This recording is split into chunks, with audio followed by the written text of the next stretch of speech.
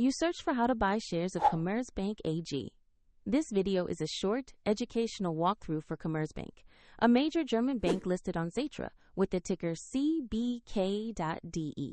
This is an educational guide only and not financial advice. Always do your own research before investing.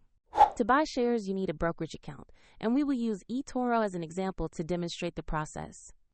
After registering, you must verify your account with an identity document and add funds before you can place a trade.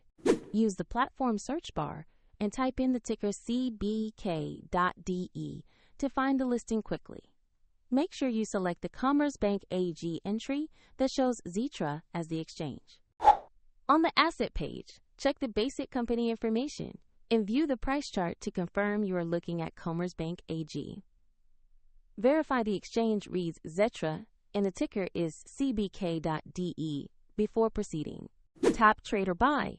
Enter the amount you want to invest, then carefully review the order details and confirm to place the trade. If the market is closed, the order may be queued until the Xetra opens, and if you lack sufficient funds, the platform will prompt you to deposit before confirming. Your new position will appear in your portfolio where you can monitor it over time. A soft link to eToro is provided in the description if you want to open an account and follow these steps.